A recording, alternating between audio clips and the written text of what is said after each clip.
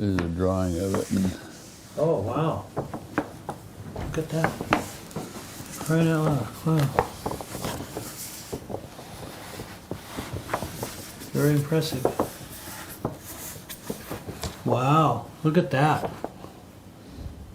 You don't see that every day. You're really good to know. It's the only one, as far as I know, the only one in existence. This here? Yeah. Wow. I used to have it hanging on my office wall.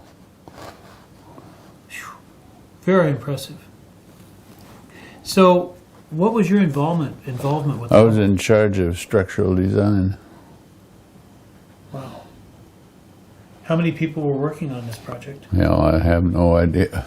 Probably hundreds. No, well, if you start from the design, I retired in 2013, I believe it was. It was shortly after the Challenger blew up.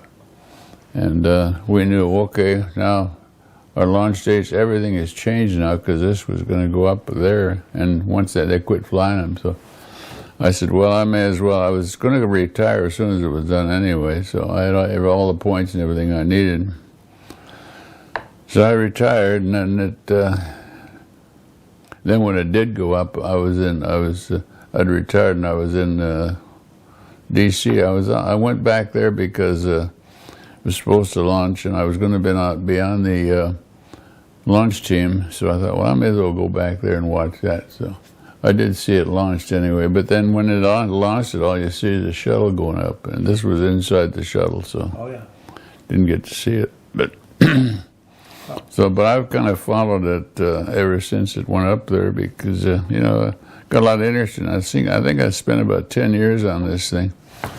But I started out designing this section right here. Yeah, what section? This is the equipment section.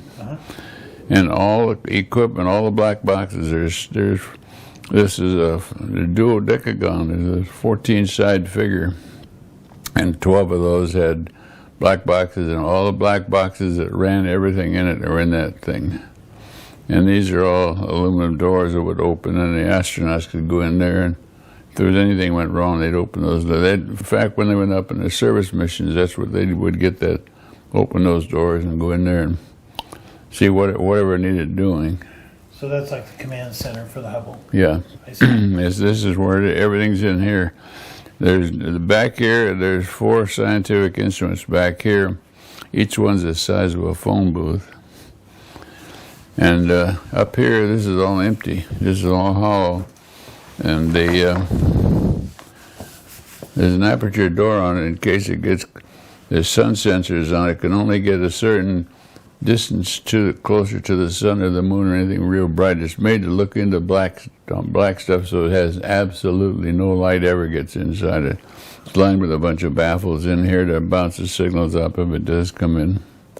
So this is everything all folded up when it was launched, and then when they get it in space, they open the antennas. So these are the high gain antennas here, low gain antennas. This is one that sends signal to the ground, and this one receives signals from the ground. From the Earth there. This is a solar array. The solar arrays, now the original solar arrays were taken off very shortly after launch because they were floppy and everything. But they all rolled up here like a window blind. And then once it was up in space, probably the first mission, they took those off and put the great big ones on. So this is what it looked like when it was first completed. It's all full of equipment. This has got 4 scientific instruments back here. Each one's the size of a phone booth. This is the equipment section. There's 14 bays in there, and there's 12 of them are full of equipment. There's 2 structural bays that carry all the loads when it goes up. It was designed to be brought back to Earth, and you get a big 15 G, 15 times the weight of it, force on it when it lands. So this was all structure. And then everything, it's all hollow in here because the cameras that we're looking were back here, and they looked up to the front. And this has got baffles in it here to bounce any signals. Anything gets into it, it bounces any light off it. And this is an aperture door that open when you're taking pictures, but it's closed the rest of the time. It's got sun sensors on it that because it cannot look at anything even as bright as the moon. It can't look, and they don't even like it looking at this sunlit Earth. So it's a very, just the protection of the mirror. You know. So this door, then there's sun sensors out here that, if it should get loose in the instruments that run the pointing control, if it gets too close to the sun, their sun sensors will sense that and they'll close that door. But a great day in my life was the day my boss came to me and said, "Hey, would you like to take over the Hubble telescope?" Right after we got the contract for it. And I'd worked for him for almost many years. Who were you working for, NASA? Lockheed. Oh, Lockheed. Lockheed, yeah. Okay. But I guess I did pretty good with this guy because he gave me some. When he asked me, "Do you want to take over the design of the Hubble telescope?" Absolutely. I just jumped at that shot. So you worked on it for 10 years? 10 years, yeah. Wow. Think about it. Because I can't be sure because I don't remember what year it was, but I remember I was doing something, and he came over and asked me. We just got the contract for it, and he said, "Would you like to go to work on a Hubble telescope?" And absolutely. So. Neat. So now you go down to the Air Museum once a week, yeah. On Fridays? Yeah, every Friday. And then what's your activity when you go? I go up in they have a space gallery. I don't know how long it's been since you've been down there. Well, about 10, 12 years. But there's the main museum is on the side, the Boeing field side. Then across the street is a space side, and there's the big thing in it. There's a model of the shuttle, and then the Hubble telescope and a bunch of satellites hanging above it. And I'm the only guy down there that worked in space. Everybody else worked airplanes. So the only time anybody learns anything from it is Friday when I'm down there and they happen to catch me and talk about it. But that's all I do when I go down there. Is I stay over in the shuttle trainer, and there's the Hubble is right above it, and I just talk to people about that. Uh-huh. But that only happens Friday afternoons. They're kind of amazed at it, so I just go through what it does, and it's all controlled by gyros, or not gyros. Well, gyros. There's three instruments in it that pick up signals from it, and they control it. It's all controlled by gyros inside. That they pointed a target. So they'll pick something they want to look at, so they'll rotate it. It's got 3 gyros, and those gyros are like a boat or something. The gyros that pointed, and they'll point to where it's going to be, and it'll hold that within 10,000ths of an arc second, which is about, it's equal to, if you could fire a bullet from the Washington Monument to a target, a dime target on the Empire State Building, would put that target right through the center of that dime and hold it indefinitely within 7/10,000ths of a second, which is nothing at all. It's all controlled by the gyros in it. I think there's 3 of them. There's 3 gyros and 2 spares. There was something on the news. I was on the computer on my iPhone one time. I was looking at something about it, and something had happened. And what are we going to do now? One of the gyros went bad or something, and I just put it on anything and said, just give it about 2 days and it'll be working again. Sure enough, 2 days they had it going. So but it's all controlled from the ground. Nobody's ever been in it because there was no way to get up there once it got there. Maybe there might have been a couple of early missions when they were on it, but nobody ever. You can't go inside it. You can't. And it's all controlled from the ground. And did I mention the pointing accuracy? It can see an eagle's eye at 10,000 miles away. That's incredible. It's all the optics inside it that do that. And the big thing is that it doesn't get light. This part here, there's a bunch of, every 12 inches there's a light baffle about 12 inches in diameter, makes a donut. So the signal, if it should get looking at it, they say the signal will hit the thing, the targets, and hold it. One of the first things that first job I did on it was I started the design of the equipment section, and then as new guys came in, I assigned one guy to each individual piece here. There's the light shield is here, the forward shell is here, the equipment section, the aft shroud, and the aperture door. It started out with one guy in each one of those. And I hung on to this when I was working in the equipment section because all the black boxes and everything are in here. And then when he asked me to be the manager of the thing, well, then I had to hire somebody to do this. And the main mirror is right in here. This is, I keep this all for, I take this to the museum with me. This is the pictures of it being photographs when it was being built. Now this is the optical telescope assembly built by Perkin Elmeritz in here.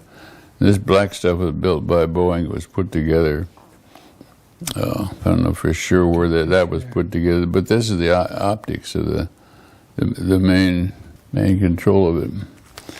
And it was built in a clean room, and there was two. It was about, I don't know how, 90-foot ceilings or something. But I was in a room outside of that, and as they moved all these sections in it, I took pictures of it on the camera. And it looks funny because looking through the glass in the window. What is this? That's the waveguide. The signal hits the instrument up here, and it's carried in this waveguide down here into the equipment section. It ties onto whatever it's supposed to see down here. This is, in fact, this is the waveguide here. The low gain antennas pick up that signal and shoot it down into the camera here. This is the big doors on the equipment section. Each back here, there's 4 scientific instruments. Each one's the size of a refrigerator. And that's way. In fact, when they switched out instruments, they'd open this, and the astronauts went in there to correct the optical problem. They took one instrument out, and this is how they got out. Each one of these instruments is the size of a phone booth. They took it out, they put this other instrument in that had corrective optics for it to make it and they were complaining originally, maybe there was a problem with everything's out of focus. Well, they went in and corrected all that by doing that. Oh. This is my son. He was in the Air Force. He was waiting to go to pilot training, and he had a mechanical engineering degree. So I said, well, he's got almost a year to wait. Why don't you hire him? So they did. Fabulous. Father and son. Yeah. We went down to this was the day, my last day. I retired the next day here. But I retired, that's after the Challenger blew up. Had no idea when it was going to work, and I said, I've been around long enough. I don't need to... So I retired, and then... Where were you working at in this building? This was in Mountain View, California. You ever been down that area? I have, yeah. You know where Moffett Field is? I do. This is right across the street from Moffett Field with a big hangar. And that was a Navy, and it was a NASA facility over there. This was all NASA stuff. But here you can see, now here's the high gain antenna. It's operated by right here. There's a latch up here, and there's a motor here that drives this thing out, and the motor that drives the latch to open. When it gets in space, it opens these antennas up. This is the equipment section down here. These is where the batteries go. You can tell that by the louvers in the doors that let all the heat out. There was nobody working the day we were in there. I don't think there was anybody working. There's another picture of, you can see what this is kind of the structure up there. I wasn't around when they moved it, but they moved it from Sunnyvale to someplace in New York, where they got it all ready to go. And you can just see here the antennas and the solar array. These solar arrays had to be rolled up so that they'd fit in the shuttle. So you couldn't have a great big one. So they used one rolled up like a window blind. Huh. And then once they got in space, the first service mission, they took the other ones up. The astronauts took this one off and put the other ones on. So there was no pictures of it in here. And this was the astronauts in a underwater practice thing, and they worked on it because when you're in water, it's the only place you're zero gravity. Was this a prototype? Yeah. It was a mock-up part of it in a water tank for the astronauts to train on it. And this was how they had to move it back and forth. I don't know what it would, but this was an air ride, pumped air up, and this was going out of the clean room to someplace to run a test on it. They couldn't run the tests they had vibration tests, and they'd throw hot and cold material on it, see how it was affected. Now this is the very first launch. You can tell by the antennas because the solar arrays. These solar arrays were only put on it because it had to fit inside the shuttle. And the first service mission, the astronauts took these off and put the big ones on. And this was the launch team. I think I'm back here someplace. And these are models down at in Florida. You see the black ones there. This is the original launch. We're still got the roll-up ones, and when later on they changed it and put these on, which are much better than these. How far above Earth is it? About 400 miles. There's nothing closer, more than 400 miles out there, because that's as high as the shuttle could go. The maximum of that. And there's the mirror. This is the one that had a flat spot all the way around the outside edge. They made a mistake when they grounded, and they didn't notice it until they got it up in the air. And that senator from Maryland, she was really pissed. We give them all that money, and they screw it up, the thing. So somebody says, "Hey, just take it easy, lady. We're going to fix it." So anyhow, they did fix it, but the problem was, this is how the mirror was made. It's all these pieces of glass. It's all Owens Corning ultra-low expansion glass, all welded together and then machined. And then this doesn't have the aluminum coating on it. It's the only difference, yeah. But the way they fixed the problem, the light comes in here and it hits the mirror back here. So the first thing it hits is this section of the mirror right here, because that's the closest thing to it. It focuses on that, and then it focuses on this, which makes two visions, which screws it up. It's all out of focus. So to fix it, they put what they call the co-star in it: corrective optic, space, telescope, axial realignment. Ain't that a good? Everything's good. That's a mouthful. That's a but they use this. This is the what the hell is it? Anyhow, the co-star, corrective optics. This is the instrument. They take one of them out, and you can see how this is the size of a phone booth. There's one astronaut moving them, and they put this in its place, and it's got 5 mirrors up here, and there's 5 instruments in it. They readjusted it from the ground to get them in perfect focus, each one of them. So there's 5 of them in here. They can adjust it. It has to be done from the ground, because once you get everything in there, there's no room for an astronaut to get in there. Besides, you could never get the control that this thing will give. The motors in this thing give it accurate to 10,000ths of an inch or something. And nobody could go in there and move it by hand to get it just right. And this is the picture they got before they corrected it, and this is what they got after it was corrected. Wow, quite a difference. Yeah, it really fixed it up. And this is the very first launch of it. This is the shuttles in space. I can tell when it was, because it's got these old roll-up solar arrays.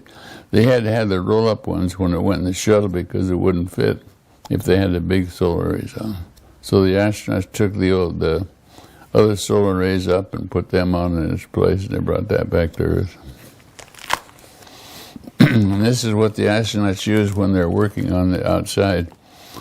This this gadget here has an arm on it. There's a foot restraint receptacle on the shuttle that they snap this thing into those things. The astronaut puts his feet in these. His heel locks in here and the toe goes in here. And then when he's working on it, he's standing on this thing. And this thing will spin this way, it goes this way, it'll go this way. All by him pushing on this thing to get him into position. This is used when they're going to make some corrections on the outside of the telescope. When they changed solar rays or something like that, they had to be anchored like this or they'd go floating away. Whose idea was it to correct the problem on the mirror? Who thought of that? There was some optometrist or something. I remember hearing, I've got a video of it, shows him talking, but he says it's the same thing. We correct it the same way we correct your glasses that you're wearing. They did it the same way. Like a keratotomy? Some kind of thing. Huh. They just figured out what they had to do. That first of all, they had to figure what's causing the problem, and then how do we fix it.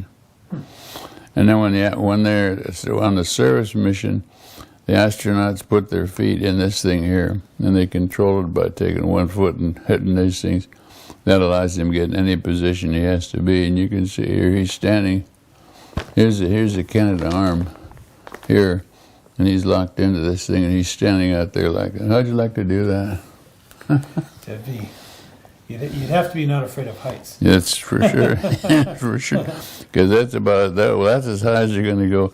Nothing can go higher than that because the shuttle can only go 400 miles up. And that's as high. There's nothing beyond that. Just remember that. Why is there a limitation? I don't know why. For some reason, they decided there's going to be a certain thing. So, 400 miles. Oh, I know the 400 because that's as high as the shuttle will go. I see. The shuttle won't go any higher than 400 miles. So nothing goes further than that.